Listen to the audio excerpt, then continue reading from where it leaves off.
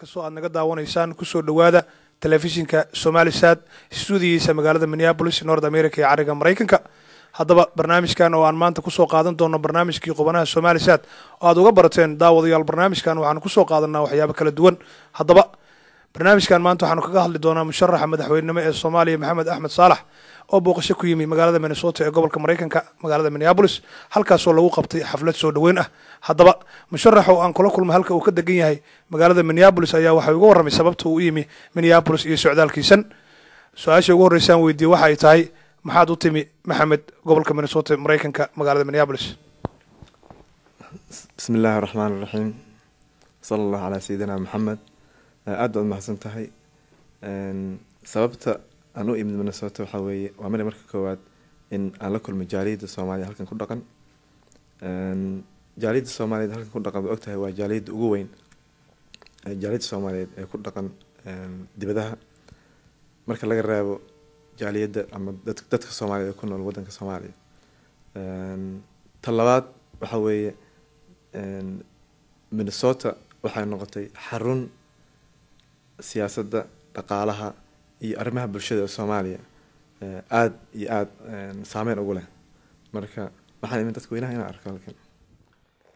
sida aad ka wareysaan daawadayaal muddadan waxaa jirta isu diyaargarow loogu talagalay kala wareegga dowladda federaalka meelgaarka Soomaaliya halkaas oo laga baxayo muddadii ay ku dhisnayd Transitional Federal Government-ga dowladda ku meelgaarka. haddaba Maxamed waxa uu ka mid yahay musharaxiinta aad ugu soo qulqulay magaalada Minneapolis. haddaba waa maxay Maxamed sababtu isugu sharaxay Soomaaliya isagoo og xaaladda ay haatan ku sugan tahay? waa marka koowaad xaaladda maanta ay Soomaaliya ku sugan tahay ma aha wax hadda cusub. 21 sano ayaa laga joogaa xilligii ay dowladda Soomaaliya burburtay. dhibaatadan maalinta kan dambeysa way soo taraysa. hadda waxaa la gaaray heer dhibka Soomaaliya ka jira ee qof kasta ay khusayso uusan indhaha ka qarsan karin. sababta aan soo sharaxa waxaa weeye dameerka ii saamixi waaye in aan ku eegto ummadda Soomaaliyeed dhibka xoogga leh ay ku jirto iyo anigoo leh tayadii kartidii iyo aqoontii iyo aragnimidii aan ummadda Soomaaliyeed kaga samata bixin lahaa dhibaatada hadda jirta. Maxamed waxaad ka warhaysaa maanta Soomaaliya inay tahay meel aad xaaladeedu adag tahay xilliguna uu yahay mid adag. adiga ka gaar ahaan musharaxiin badan baa halkan timi gobolka Minnesota waxa ayna dadka kula hadleen meelo kala duwan. adigu maxaad kaga duwan tahay oo aad dadka Soomaalida u sheegaysaa? aniga dadka Soomaalida waxaan rabaa inaan u sheego marka koowaad dhibaatada Soomaaliya ka jirta qof si uu arkaa. aniga xalka Soomaaliya aan u hayo waxa weeye waa mid ah in marka koowaad dib loo soo celiyo ciidamada xoogga dalka Soomaaliyeed, la dhiso ciidan Soomaaliyeed xoog leh, in la dhiso kaabayaasha dhaqaalaha. qofkii xamartay ayaa war u haya kaabayaasha dhaqaalaha ee caasimadda iyo gobollada kale oo dhan way babacsan yihiin. jidadkii, guryihii, dekadihii, airboorradii waxaas dhan waxay u baahan yihiin hawl laga qabto kaabayaasha dhaqaalaha si loo helo maalgelintaasoo ah mid ka timaada ummadda Soomaaliyeed. ta kale anigu dee dad badan oo cararaya wax laga yaaba inay yihiin siyaasiyiin oo siyaasad ay muddo kusoo jireen. anigu waxaan nin farsamo yaqaan ah. marka arrinta Soomaaliya waxaan arkaa xal farsamo ah in la guda galo sidii dalka loo dhisi lahaa in aan la iska daayo in laga hadlo oo keliya. taas ayaan kaga gedinsanahay nimanka kale musharaxiinta. Maxamed haddii aad noo faahfaahiso waxaad tiri farsamo yaqaan ayaan ahay. waa maxay farsamadaad ku faanaysaa aad maanta u sheegaysaa Soomaalida? waxaan engineer ahay. marka dee waddanka dhisma u baahan yahay. dhismahaas uu u baahan yahay waxay u baahan tahay hoggaan yaqaana meesha laga bilaabo. wadooyinka, dekadaha, kaabayaasha dhaqaalaha guud ahaan, dejinta qorsheynta magaalooyinka. marka anigu taas ayaan ummadda Soomaaliyeed aan leeyahay waa idin keenaya. waxaan kaloo intii aan qurbaha ku noolaa aan xiriir wanaagsan la lahaa dadka aqoon-yahaniinta ah, farsamo yaqaanada ah oo ku xeel dheer aqoomaha kala gedisan. kuwaas ayaan dalka soo celinaya haddii ilaahay idin. Maxamed waxaad ka wareysaa dalka Soomaaliya waxaa ka dhacay barakac aad u xun. dadkii Soomaaliyeedna maanta waxay ku kala yaacsan yihiin qurbaha. inta qurbaha joogto maahay kuwa kale oo ka fara badan ayaa waxa ay ku kala baahsan yihiin dalka gudihiisa dadkaasi waxay u baahan yihiin waxqabad muuqda iyadoo aan wax siyaasada la gelin adigu dadka maxaad u ballan qaadi kartaa ama aad u sheegi kartaa in aad u qaban karto waxqabadka hadduu ilaahay idmo anigu aan rabo inaan ummadda Soomaaliya u qabto waa markood waxaa weeye in horta ay helaan dal iyagu ay leeyihiin iyagu gacantooda ku jirta maamulkooda waad ogtahay dalka Soomaaliya waqtigan xaadirkan ku jirno ma aha dal xor ah gobonnimadeennii si qabo ayaanu dad kale gacanta ugu gelin marka waa marka horta inaan gobonnimada soo celiyo waan ku soo celiyo dadka Soomaaliya gobonnimadan ku soo celiyo laba inaan ammaankooda sugo oo ammaankaas qof kasta oo Soomaali uu magaalada doon dalka ka noolaan karo isagoo aan ka baqin dil ama ahaat mid diineed ama ahaat mid qabiil dadka qurbaha ku nool soo celintooda waa udub dhaxaadka barnaamijkayga sababtoo ah de xoolihii iyo aqoontii dibadda ayay jirtaa soo celintaas waxay u baahan tahay in loo abuuro jawigii munaasabka ahaa ay waddanka ugu soo noqon lahaayeen taas maana dhicin xilliyadii lasoo dhaafay hadduu ilaahay idmo waxaa isku dayi doonaa xilliga aan anigu madaxweynaha dalka Soomaaliya ka noqon doono hadduu rabbi idmo inaan taas u gudagalo si dadka loo soo celin lahaa maxamed dadka is sharaxaya Soomaalida inta badan waxay yiraahdaan maanta beesha caalamka ayaa Soomaaliya gacanta ku haysa sidaan ognahay qofka waxa lagu tilmaamaa is sharaxa ama in la yiraahdo lacag buu wataa ama dawlad baa wadataa adiga marka labada maxad nooga faahfaahin kartaa ma nin lacag wataa tahay oo raba codkiisa inuu gato mase nin dawlad wadataa tahay mase nin adiga is wada ayaa tahay horta aniga bariga hore dalka Turkiga ayaan ku soo bartay dadka qaar waxay yiraahdeen ma Turkiga ku wata runtii waxa weeye dadka Soomaalida oo su'aashaas way isweydiinayaan oo leh hebel yaa wata waxaa la rabaa in isweydiiyaan hal su'aal qof la wata adiga madaxweyne waddankaaga ma dhigan lahayd taas waxay ka tarjumaysaa meesha hoose ee nala gaarsiiyey oo ah in qofku uusan keligiis socon karin in cidi sidata maahan aniga urur diineedna kuma jiro dowladna ima wadato waxa ay wada damiirkayga waxa ay wada waddanqashaan waddanqada ummadda Soomaaliyeed iyo dadka Soomaaliyeed oo aniga ila midka ah kuwaas ayaa wada gobollada Soomaaliya meelana waxaa ka jira maamullo meelana waxaa ka jira ilaa iyo hadda dowladda federaalka unbaa maaragtay dagaal kula jirta al-shabaab adigu marka gobollo aad soo martay ma jiraan hadda Soomaaliya ayaa toos uga timi sida aan war ku hayo maamullo aad xiriir la samaysay ma jiraan oo dadkooda la soo hadashay xiriir intee la eg ayaa idinka dhexeeya dadka Soomaalida ay gudaha jooga intaan su-aashan ka jawaabin waxaan rabaa inaan ka jawaabo su-aashii hore ay weydiiso ahaa xoolo ma sidataa runtii waxa weeye waad og tahay in dadka Soomaalida haddeer ay dhammaantood ay hadalhayaan arrintaas ah ma codka ninkii raba inuu madaxweyne noqdo inuu codka iibsadaa iyo wax lamida tan waxaan rabaa inaan u sheego dadka soo geli doona baarlamaanka in uusan damiirkooda u saamixin inay dhiigga Soomaalida xaraashaan taas waan la diriraynaa dowlaha idmo waxaan isku dayaynaa in aanay dhicin in dadka Soomaaliyeed si jaban dhiigooda loo iibsado talabaad oo ay weydiiso ah gobolada ma soo marto anigu markii aan ku dhawaaqay sharaxaadeed waxaan kaga dhawaaqay magaalada Boosaaso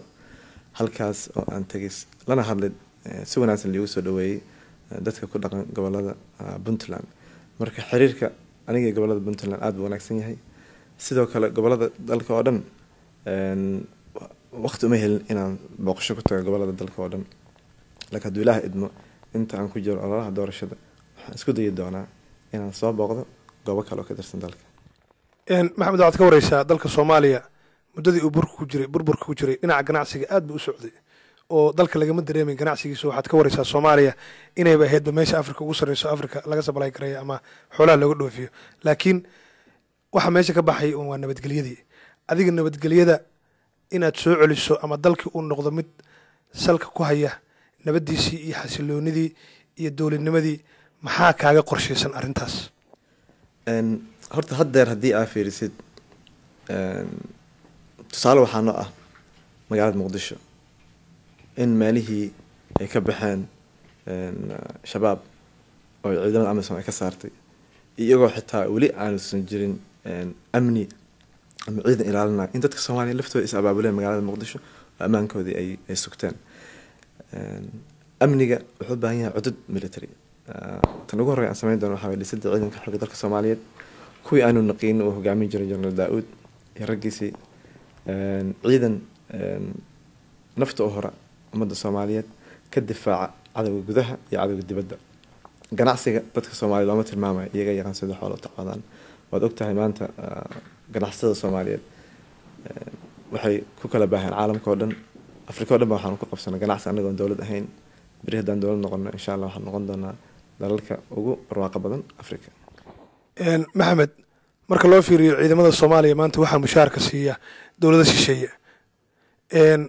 ciidan aadan adigu mushaar siin sida ay kaaga marqaataan way adag tahay ama aad ay kugu hoggaansamaan ama ay u hoggaansamaan taliyayaashaada ciidamada marka arrintaasi soo caqabad kugu noqon mayso markas waa la isweydiiyaa waxaa la yidhaahdaa qofka musharaxa oo leh barnaamij caynkaasi ayaan sameynaya xageeba xoolaha ka keenaya anigu jawaabtaas waxay ahayd mid fudud ciidanka xoogga dalka Soomaaliyeed waa in dadka Soomaaliyeed mushaarkooda la baxaan xoolihii Soomaaliya dibadda ayay joogaan qurba joogta iyaga ayaa laga rabaa in ay bixiyaan mushaarka xoogga dalka Soomaaliyeed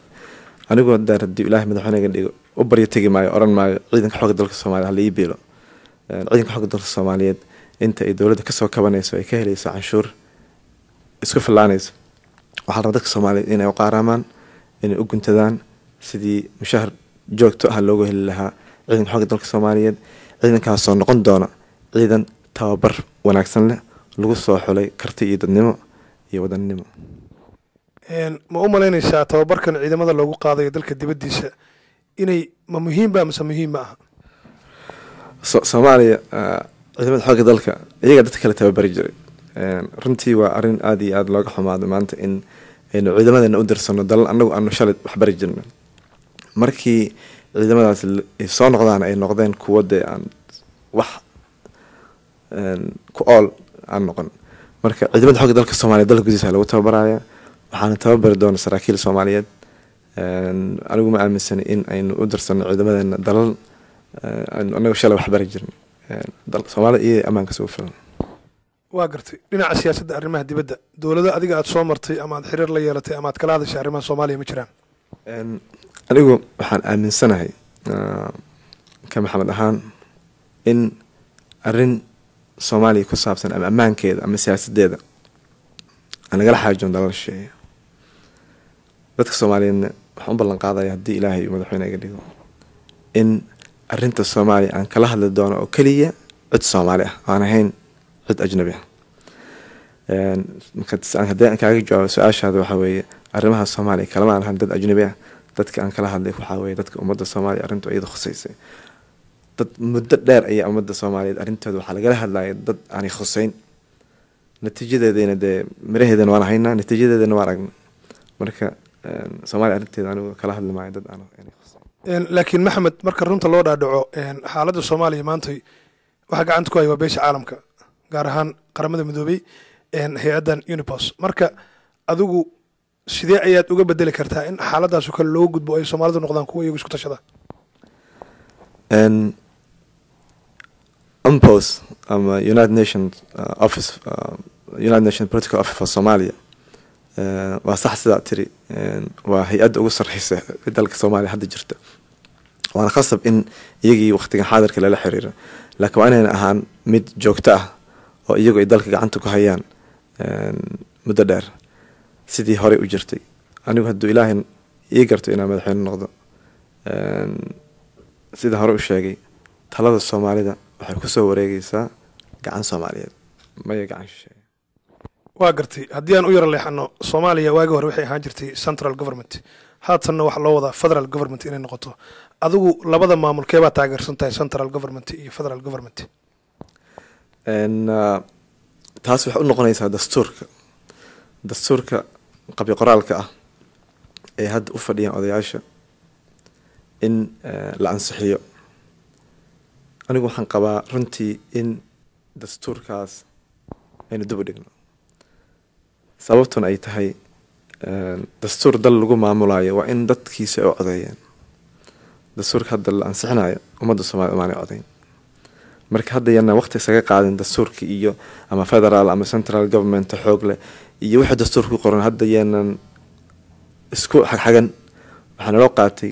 in aynu sugno in dawladda Soomaaliya dhalato dawladdaas ay soo qorto dastuurka rasmiga ah ama kan hadda jiro wax laga bedelo kadibna loo codeeyo laakiin xarig jiidka siyaasadeed ee Soomaaliya haatan waxa uu marayaa waxaan rabnaa federal iyo ma doonayno waa arinta ugu weyn oo maanta la isku hayo marka taasi adiga ma ku muuqatay in ay tahay mid dhibaato weyn ku sii haysa dadka Soomaaliyeed oo ceel ku sii ridaysa xalkii yar oo islaayeen bal waxba idin soo dhawaanaya arinta waxa kaga jawaabaya jawaabta horaan ku siiyo federaalka iyo dawlad dhexe waxa arrimahaas arrimo ku xusan dastuurka aan hadda haysan marka waxa anigu qabaa arintaas in dastuurka ay Soomaalidu u codeyn doonto in loo daayo aan hadda la oran ama federal baan wataa ama waxaan wataa waxaan aaminsanahay central government inuu aaminsanahay dastuurka la soo qoro oo ay Soomaalidu u codeyso oo lamida ama u dhowkii 60kii maxamed siyaasadii Soomaaliya maanta haweenkii lagu weyn ayay ku leeyihiin waxaad ka wareysaa dastuurkan in loo ogolaado 30% adiga haweenka maxaad u ogoshay Soomaaliyeed runtii in quota la siiyo dumarka ama 30 ama 40 ama 50 waxaan qabaa inay tahay arrin runtii aan wanaagsaneyn sababtoo ah hadda waxa dastuurka lagu qoray la 30 haday istaahilaan 50 30 baad lagu celinayo jawaabtu waxa weeye maya anigu waxa aaminsanahay inay noqoto doorka dumarka ka ciyaarayaan ama arrimaha siyaasadda ama arrimaha dhaqaalaha Soomaaliya mid ku saleysan tayadooda wada ogtahay hadeer inta qurbaha joogta Soomaalida gabdhaha ay badan ku wax barta hadda tiradooda 30 in lagu soo koobo xaq ma waxaan aaminsanahay in gabdhaha Soomaaliyeed ay mudan yihiin in ka badan intaas ayna ku mudan yihiin tayadooda marka waxaan aaminsanahay in tirada inta laga daayo leeyahay ama 30 ama 40 ama 20 in loo daayo tayadooda sidii ay ku tagi karaan meesha iyagu ay rabaan wad ma satahay maxamed arurta waxa la sheegayaa Soomaalida in ay ku qangaari doonaan sida dastuurku qoran 18 jir adigu maxaad arinta ka qabtaa hadda waxa weeye su'aasha ay weydiinayso waa su'aal ku saabsan dastuurka wali dastuurkana hadda dad baa u fadhiyeen ansixiyaan anigu waxaan arintaas kaga jawaabayaa jawaabtii hore u bixiyo ahaa dastuurka Soomaali ay qorato ay u codeyso kaas waxa uu go'aamiyay inuu ku go'aan socdaalkaagan hadda dad naga tagta xagee ku wajahantaa haddii la aad ma waxaan hadda tagi doonaa gobolka Michigan dalka Mareykanka kadibna Dubai kadibna Xamar Cadde aad iyo aad ma u baahantahay daawadayaal barnaamijkan halkooda kaga imaanayo waa stuudiyaha Somalisat ee magaalada Minneapolis gobolka Mareykanka ariga magaalada gobolka Minnesota barnaamijkan oo idin la socodsiinay Awil Nuur Shire barnaamij soo saaro waa Maxamed Cali Xuseen waxaan ku wareysanay barnaamijkan musharaxa madaxweynenimo ee Soomaaliya injineer Maxamed Ahmed Saalax oo stuudiyaha magaalada Minneapolis ee gobolka Minnesota nagu waramay daawadayaal barnaamijkan lamida inta dib ugu kulmi doono waa barnaamijkii qubanaha Somalisat waxaan leeyahay nabadgelyo iyo nooli kulantay